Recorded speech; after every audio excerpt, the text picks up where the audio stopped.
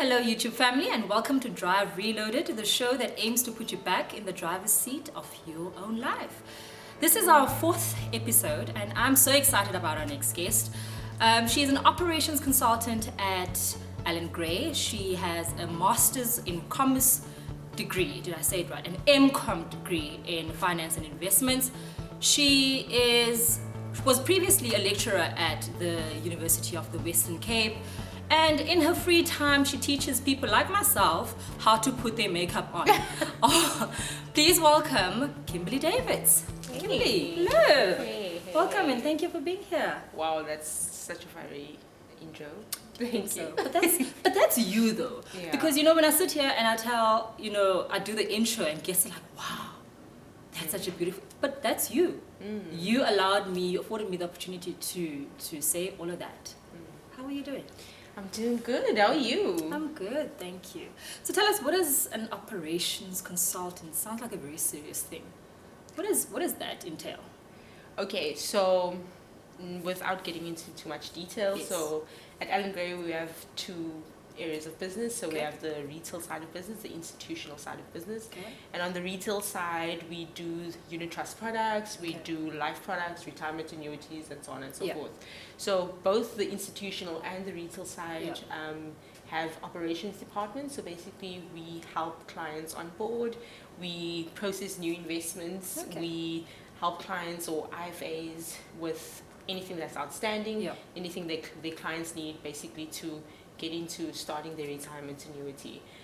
We also have a side where there's outflows, where if clients are retiring, Okay. if they are going into different products, Yeah. we also offer assistance with that. So basically, it's a lot of the groundwork, a lot of calling, Yes. capturing, Yes. all of that. It's definitely not as glamorous as it Yeah. sounds.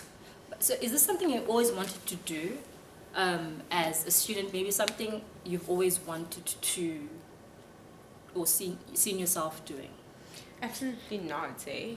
Definitely not. I mean, when you are studying finance and investments, the first thing you think about is, I'm going to be handling investments, I'm going to be analyzing stocks on the JSE, which in essence is not what happens. I know specifically to Allan Gray, Yeah. they have a certain hiring strategy. So it's not very common that they hire outside of the business for any of the other positions. So what they do is they try and get the best candidates in, so Yeah. you'll get qualified and skilled people. Yes. Get them in on ground level, which is the operations consultant or the client service consultant. And then once you have your tenure over there and you understand how the business works, so basically they get you on the ground to try and see and understand how the business works. Yeah. And then from there you get an opportunity to branch out into any department, which is pretty cool because you can have a finance background and go into being a business analyst or going Okay. into IT. So yeah, so definitely not how I envisioned it, but I had the future in mind. So I was like, I don't mind doing this for now because there will perhaps be an opportunity to branch out into something greater. Yeah. Why did you choose finance? Why was finance your choice? Finance, as you know, so we actually went to high school together. We Yes. come from a commercial school. Yes. And we were very limited in our subjects. We were geared towards going the commercial way. Yeah. And by the time I got to university, I knew one thing, and that was that I really enjoyed finance, or at least maths. Yeah. And when I got to university, I was just thinking, how can I best incorporate maths in the options that I have? And of course, finance was the option that came Yeah. up for me. There was a time in my first year where I was like, I really wish I could do maths and stat science, but of course it wasn't available to me because I hadn't chosen the subjects on high school. I hadn't had the basic subjects to be able to branch into that. And furthermore, a lot of growing up and where I come from, my mom always instilled in us the importance of saving and importance of working well with your money and working smart with your money. So for me, it was like the obvious choice. Yeah. I'm going to go into finance. Yeah. What has sort of been your mental focus or your mental drive to sustain you, let's say, from high school to university and to where you currently are? So something that drives you and pushed you to get to where you are today. Okay, I think a lot of it, especially considering coming from high school into university, I didn't have a vision of where I want to be one day. And that, of course, came along with time. As time went by, I was like, this is who I want to be. this is the person that I want to be, and this is where I want to go to. But from a young age, the only thing that pushed me was I always said to myself, my success is not my own. It's due to my mother, it's due to my sisters. My mother is a single parent. It's due to my sisters that offered up a lot to be able to see me go forward. So for me, it was like, no matter what it is, I might not have had an idea of what success really is, and I couldn't define success, but I knew that my success wasn't my own, so I couldn't afford to drop the ball because there were people counting on me. Even though I remember when I first got my first paycheck, my mom was like, it's not mine, it's yours. You do whatever you want to with it. But for me, it was like, I need to pay back. I need to give back. I owe it to them for where I am today. So there is no way I'm dropping the ball till today. It sort of leads me to your story, Kim, and what I love how I love your story. It's quite similar to mine. Where we come from, you know, we literally come from backgrounds where we don't have those models of success. The only model of success is the people that we see on TV. You know, we're literally ducking bullets to get from literally ducking bullets. And we face drug dealers, drug heads, and you know, we kind of born victims, or in whichever knows is we born a crime. Like people just expect us to follow the path of the people that where we stay. What has sort of been your reason to succeed? What has sort of pushed you to say that, you know, there's nothing externally motivating you, you know, but what has it been inside of you that says, look, I need to be better. I need to make the best of myself?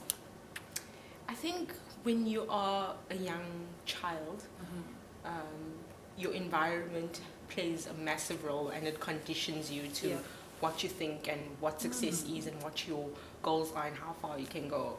And there is a point to where you look around yourself and you look around your community and you see people are addicted to alcohol, addicted to drugs, people are falling pregnant, and all these things are happening. And it's easy for you to be conditioned to that type of thing and to fall into the mindset of, oh, even if I don't pass grade 11, it's fine. Everyone else didn't pass it. And that's the standard that you set for yourself. And I think I was fortunate enough. First of all, I owe it completely to God. And I'm really grateful to God for being able to sustain myself and my mother throughout us living in an area, I mean, Mitchell's Plain, where literally you are ducking bullets.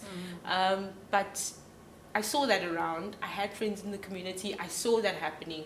But the minute I got inside of the house and the door got closed, there was something completely different being preached to me. There was a different narrative was being shaped, and a different narrative was being told to me. And that's the one that I believed more because it was in my inner circle and it was my close circle. My mom, there were times, and I think at Mandisa's birthday we actually mentioned this, there were times we went to school where we didn't know if we were going to have money to get to school. And I mean, that was our reality, but it never stopped us. When it came to deciding whether or not I'm going to go to university and what university I'm going to go to, do you know that not once did my mom talk about money to go to university? It wasn't once a question. And I mean, when I step outside of the doors and I see someone that is in matric, their parents are stressed, where is the money going to come from? And thank God, till today, the only money my mom ever paid for me to go to university was my registration fee. She didn't pay a cent other than that. She was like, you're going to university, you're going to get registered, what are you going to study? I'm getting the money together for your registration. I remember it was around 5,000 Rand. She took a while to get that money together. And further than that, I got access to that information. I was like, how do I get bursaries? How do I do this? How do I do that? And I mean, we went to university together. We ran around. We went to, whether it was NASFAS, we went to go get the information. And I think there's a huge gap. And I think that is the thing that caused me to actually get onto university and see the world. So, you know, some people say, oh, you travel, you see the world, you can gain different perspectives. Sometimes you need to step out of your community, get into a house where you have access to information, or go to someone that has access to information. And sort of, if you drop out or if you don't make it, you're basically going back to a lifestyle or an environment that you don't want, and you don't want your kids. And by environment, I don't necessarily mean, because my story was the same, is that when you get home, the atmosphere is completely different to what your environment externally shows you or reinforces in your head. But at the same time, you're like, okay, if I fail or if I don't complete my studies, I'm going back to Exactly. to that and to that lifestyle. And what more, it sort of reinforces. And what do you think you are doing or will do to pay it forward to another Kimberley out there who's got so much drive and motivation but just doesn't know how to navigate this road? I think that's a very important question, because many a times I'm actually mentoring someone from the Ellen Gray Orbis Foundation. Chad is a really bright guy, and he's also has the exact same story as I have. And one of his dreams is to start up something, an organization that actually gets information out to people like us that might not have the information. And I think, first of all, being visible in my community is a very, very huge point. And being visible in the sense that they know where I come from. They know we don't come from much. They know all these things about me. So when they see me succeed, they can actually come to me and be like, how did you do it? Or to even be not only visible but also present, to identify where there might be a need and where I can pay it forward. Another thing that I'm doing is I'm kind of working on something where I really want to get the information out there, because you would find in many of the schools in our communities, you get students that are very bright. And sometimes teachers, because of circumstances, they tend to just invest in the top 3 students. And they give the information to the top 3 students, and they tell the top 3 students, come with me, I'll come fetch you the weekend and I'll take you to an open day, which I don't think is fair, because I honestly believe that if there is someone that can identify your potential and can identify that you have the potential to go further, and they just give you one push, and it can change your life just like that. You can get a bright student that might not be part of the top 3, or but driven, they just they just need that extra push, and they can be the next Bill Gates, if I may say. You know, so to kind of get the information to the schools, to get it into the communities, so people can know you don't have to have money to be able to go to university. You don't have to drive a certain car. You don't have to look a certain way to be able to get far in life. There are things that you can do that are within your power that you can do to be able to move forward. What does success mean to you? It took a very long time for me to discover this. Because like I said, like we were having a conversation earlier, is many a times our parents didn't have education. And they figured that success was having education, because it was something that was missing with them. And they tried so hard to give it to their kids in order for them to reach heights that they never reached. But said with a disclaimer, massive disclaimer, education isn't the only way to success. And I'm slowly starting to see that getting an education, getting a master's degree, getting my CFA, getting a certain job, working at a certain company, that is not the only thing that defines my success. It's way, way bigger than that. So for me, success is not only succeeding, but having my success be an outpour to someone else. And I think I'm only successful once I'm able to convert or to give over and to give back to the next person, to the next Kimberley, for them to be able to move forward, being a trailblazer basically for young girls that come from the backgrounds that I come from. And I think, with that being said, I have a long way to success, but I'm really excited that I'm on my way. You are definitely well on your way. Top 5 people that ooze or resemble success to you. Top 5 people, and why? Whew. That is a tough one. And 5 is a lot. 5 people. So it doesn't have to be successful people. Well, not successful, but it doesn't have to be famous people. Anybody. It could be your pastor, it could have been your mentor, it can be Beyonce. I always say this, it could be Beyonce. But we're here because of people that paved a way for us. Some we've met, some we haven't, but they paved a way. Top five. Okay, top 5 people. They might not be famous people, but I would say the number one person would be my mom. Yes. I would consider her successful. Yes. Again, like I said, success is not just defined by the heights that I reach, Yeah. but by how I affect people around me. So I would definitely consider my mom successful. Yeah. She raised 3 daughters Yeah. that are well educated. My sister is studied engineering. Sure. Like, it's heights that she never thought that we would be able to reach, but with the help of God, Yeah. she was able to raise 3 successful young women. Yeah. So she's definitely one. Number 2 and 3 go to my professors that I studied with or that were mentoring me while I was at university. That is Professor Kathleen Hardnett and Professor Shea, Annie Shea. Again, integrity, humble, and there are so many qualities about myself that I would have been blinded to had they not identified it in me. Sure. They are successful in their fields. I know Kathleen, she's one of the first African, a black woman under the age of 40 that is actually well known in terms of asset management. Wow.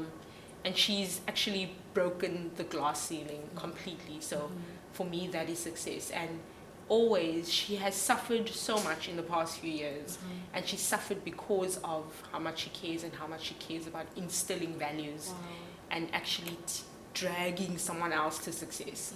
So they definitely resemble success in my eyes. Those are 3. The 4th person, which is kind of weird for me to mention, but Alan Gray, he has since passed. I think I have had the privilege of, since working at Alan Gray, to actually get to know the man, Alan Gray. And that is success for me. So humble. The values that he has instilled in his company and the vision that he's had, that is definitely success.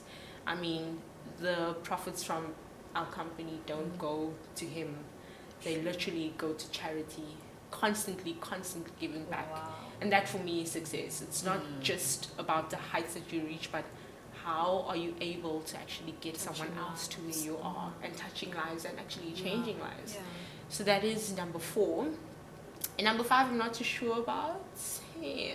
Probably someone that comes from a background, someone like Oprah, that comes from a background where you would otherwise say, you know what, this one is not going to make it. Someone that comes from that kind of background. Imagine from Mississippi, like one house. It's like, you know. Do you understand? And not only that, but through God's grace, she's gotten a platform where she can speak and change other girls, young girls' lives, to let them know you can be black, you can have a terrible past, but you can definitely affect and change the world. And I think everyone that I just mentioned to you now, their success wasn't their own. Their success was someone else's. Oprah has a school. Alan Gray has the Orbis and the Joel and Allen Foundation. My mom has her 3 daughters, Andy and Kathleen. They have other people that they've geared up and made it their business to skill up to get to where they are today. So definitely, success is not something to be kept to yourself. It's something that should affect and impact other people's lives. And one thing, my last question, you would say to the Kimberley that you were 15 years ago, that Kimberley that needs to hear something that this Kimberley at 28 has or knows, what would you say to yourself 15 years ago? Okay, 15 years ago. So you're here and you're speaking to yourself 15 years ago. To yourself 10 years ago. What would you say to that Kimberley? 2 words: believe them. And when I say believe them, I had the greatest privilege. Since grade 4, I went to Zondervan Girls Primary, and obviously it was my first time having a school far away from home. And in grade 4, I met a teacher that was so amazed by the fact that, oh my gosh, this girl comes from a disadvantaged background. She comes from a place where you're dodging bullets to get to school. And for me, it was always like, okay, I come to school like everyone else. There's no big deal to it. But she was literally for the first teacher-parent meeting, my Yeah. mom couldn't make it. My sister went, she literally cried because she couldn't believe that I was doing so excellently and doing so well Yeah. for someone that came from where I came from. I went then on to high school where I found teachers, certain teachers Yeah. that were very specific about seeing something in me and telling me you have potential. And that's why I say believe them. Because many a times when people would come to me and say, you have potential, you have so much potential, you have so much inside of you, for me it would just fly over my head and be like, okay. But I would say believe them. Believe Yeah. that what they're saying, and saying. try and find and see what it is that they're saying. I mean, I remember writing my thesis and I had an acknowledgement section, and I literally wrote there and I said, sometimes you can only get to where you go to if you have people that can see beyond where you can see, and that can identify in you what you can't identify in yourself. And I literally dedicated to some of these people, I dedicated my first thesis. Wow. And I was like, I dedicate this to you because you saw something in me that I didn't see. I didn't know I was an excellent writer. I didn't know that I was going to graduate with a distinction for my thesis, that I was going to graduate top of my class, that my writing was so excellent. But those are literally truths about me that I didn't identify myself, that someone else did. So that's why, like I mentioned to you earlier, I think it's so important, and it's an important task to have someone in front of you that is a form of authority, a form of leadership that really cares about you, that can see things in you that you can't see yourself. And then for you to believe them, to take it and to run with it. And I mean, when in my time as being a lecturer, I took it so seriously. Like, people were like, why is he serious about being a lecturer? But I took it so seriously because I'm like, I'm not busy with my future and my success. I have the future and the success of 150 students in my hand. And every word that I say, how I carry myself, everything that I speak, every relationship that I build with them, it's going to have a fingerprint and an impact in the future. So if there's something that I could tell myself 15 years ago, it's believe them. Believe what these people are saying, that you have potential. Identify what it is. Try and see what they see. Sit down with them and ask them, what is it that you see in me? And then take it and run with it, and there's no telling where you can go. Wow. Yeah. Thank you so much, Kimberly. It was amazing. And I just want to reaffirm the fact that you should believe them. Because I think you have really set a tone for your life and those that are looking at you. Because, you know, sometimes you don't believe them because of your own insecurities or your own shortfalls. But I think you are the person that you just need to set that light, you know, that fire alight, because you are a gracious woman. You're a strong woman. You are a woman who's been given a voice for this time and this generation, and we want to hear what it is that you need to say. So use that voice. We are ready. We want to hear, you know, what Kimberly has in store, and you have the capacity to change so many lives around you with your story, with your grace. You are Kimberly Grace. You know, so use that, and thank you so much for being on the show today. Thank you so much for having me. Thank you.